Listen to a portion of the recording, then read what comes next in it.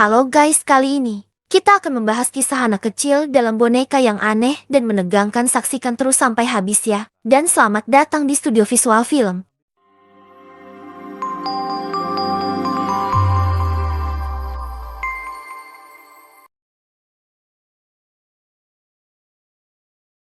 Keduanya mengambil batu dari tanah dan memasukkannya ke dalam saku. Kemudian berpegangan tangan dan berjalan menuju danau.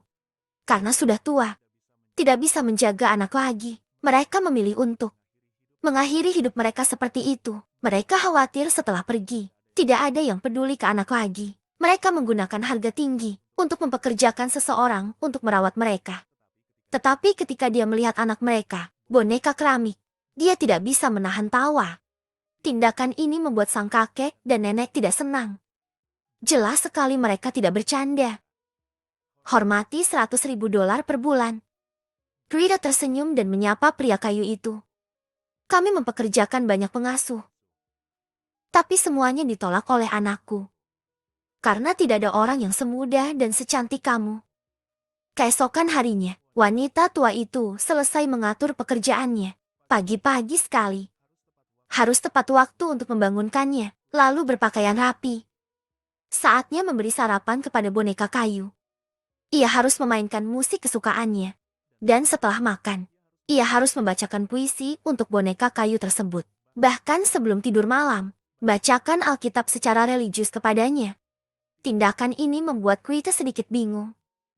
Dari sudut pandang Greta, ini hanyalah boneka kayu biasa. Setelah kembali ke kamarnya, dia menelepon sahabatnya untuk mengeluh. Lagi pula, menjadi pelayan boneka kayu sungguh luar biasa. Sahabatnya menyuruhnya untuk tidak khawatir. Orang kaya mempunyai minat khusus yang tidak aneh. Setelah mendengarkan, Greta merasa perkataan sahabatnya itu masuk akal. Keesokan harinya, Greta bangun dan mulai bekerja. Melihat orang itu melampiaskannya lagi. Sedang kesal karena boneka itu membuat ruangan berantakan. Tapi boneka itu tidak memiliki lengan atau kaki. Jelas tidak. Orang tua itu menyuruhnya untuk tidak terlalu banyak berpikir. Karena tidak nyaman bagi mereka berdua untuk pergi jauh bersama putranya. Itu sebabnya dia seperti itu. Greta mau tidak mau curiga bahwa kedua orang ini memiliki masalah mental. Dengan sangat cepat, mereka mengganti pakaian dan pergi dari sini. Sebelum berangkat, lelaki tua itu mengatakan satu hal. Selama kamu memperlakukannya dengan baik, itu akan memperlakukanmu dengan baik. Namun sebelum dia selesai berbicara, wanita tua itu memotongnya. Dia memberikan boneka itu kepada Greta, menyuruhnya untuk merawatnya sesuai permintaannya. Setelah mereka pergi, hanya Greta dan boneka keramik yang tersisa di kastil besar. Greta meletakkan boneka itu di kursi. Tetapi ketika dia berbalik, dia merasa kedinginan. Sepertinya ada boneka yang menatap dia. Dia menutupi boneka itu dengan selimut. Tidak ada pengawasan dari kedua kakek dan nenek Greta yang lebih berani. Siapkan makanan seperti seorang master. Lalu menuangkan wine dengan santai, membaca majalah. Benar-benar lupa nasihat orang tua itu. Tanpa sadar dia tertidur. Namun yang tidak diketahui Greta adalah mereka tidak berniat kembali. Saat Greta bangun, hari sudah gelap. Saat melewati ruang tamu, dia secara tidak sengaja menemukan selimut. Boneka itu telah terlepas. Hal ini membuat Greta menggigil. Dia segera membawa boneka itu ke kamar. Saat ini, boneka itu terus gemetar seperti bayi terlantar tak. Lama kemudian, hujan mulai turun di luar. Membuat kastil yang kosong itu semakin menakutkan. Greta tiba-tiba terbangun oleh guntur. Merasakan sesuatu bergerak di bawahnya. Cepat lari ke bawah untuk memeriksa. Untungnya boneka itu masih duduk di kursi. Namun ketika Greta mendekat untuk melihat, ada air mata mengalir di wajah. Boneka itu seperti menahan sesuatu. Greta menggunakan tangannya untuk menyekanya dengan curiga. Pastikan ini bukan halusinasi. Saat itu, setetes air jatuh ke wajah pria kayu itu. Greta mendongak. Ternyata atapnya bocor. Greta sadar dia hanya salah paham. Dia meletakkan boneka itu di tempat tidur. Ingin memeriksa loteng. Tapi tangganya tidak pernah terbuka. Greta menyerah begitu saja. Malam itu, dia menerima panggilan telepon. Tapi pihak lain tidak berkata apa-apa. Dia hendak bertanya, tetapi orang lain mematikan telepon. Dia curiga ini ada hubungannya dengan boneka itu. Karena Greta selalu merasa boneka itu sedang menatapnya. Mata itu sepertinya memiliki kehidupan. Meski terkunci di dalam ruangan, perasaan aneh itu masih belum hilang. Hari itu, penanggung jawab kebutuhan sehari-hari membawakan barang-barang tersebut. Greta segera bertanya tentang boneka itu. Ternyata 20 tahun yang lalu, anak-anak dari dua orang tua itu tewas dalam kebakaran tersebut karena sangat merindukan anak.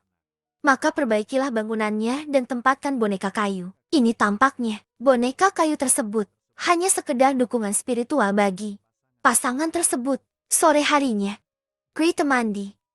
Tiba-tiba, dia menyadari kehilangan beberapa helai rambut. Ini seperti seseorang memotongnya. Yang lebih aneh lagi adalah tidak dapat menemukan pakaian dan kalung yang dia lepas. Dia membungkus dirinya dengan handuk dan keluar untuk memeriksanya. Lihat semua, laci terbuka. Perasaan buruk muncul.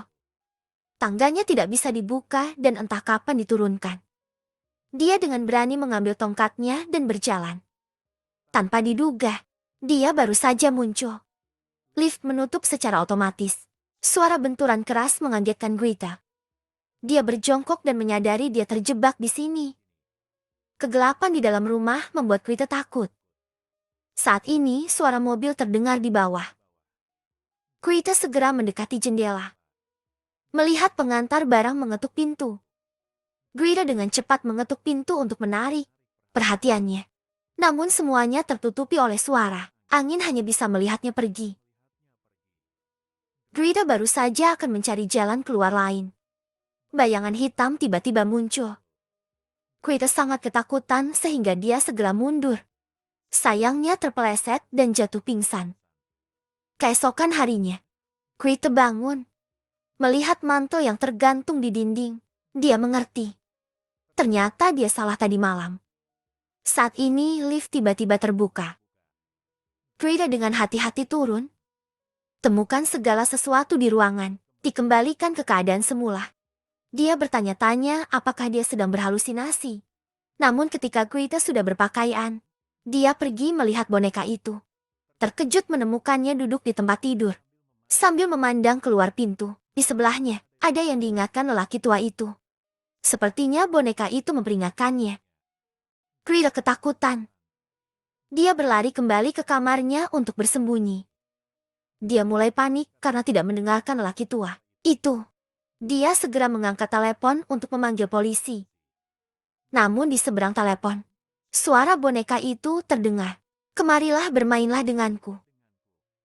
Siapa kau? Kenapa kamu tidak mendengarkan? Greta sangat ketakutan hingga dia menjatuhkan ponselnya. Langsung jatuh. Di luar lorong, suara boneka itu terus terdengar. Jangan takut. Aku tidak mempunyai niat buruk. Aku membuatkan roti untukmu. Greta dengan hati-hati membuka pintu. Tanah telah menyiapkan roti. Dia mendongak untuk melihat boneka. Itu masih menatap lurus ke arahnya. Greta segera memahami segalanya. Dia tidak merawat boneka itu seperti yang diperintahkan, yang membuat boneka itu marah padanya. Sejak hari itu, dia memperlakukannya seperti anak kecil, dengan tegas menuruti permintaan lelaki tua itu. Setiap pagi, bangunkan dia, putar musik kesukaannya sambil makan. Lalu bacakan puisi untuknya. Di waktu luang, ajaklah berjalan-jalan di sekitar rumah. Bacakan Alkitab untuknya di malam hari sebelum tidur. Sejak itu, tidak ada lagi hal aneh yang terjadi di gedung itu.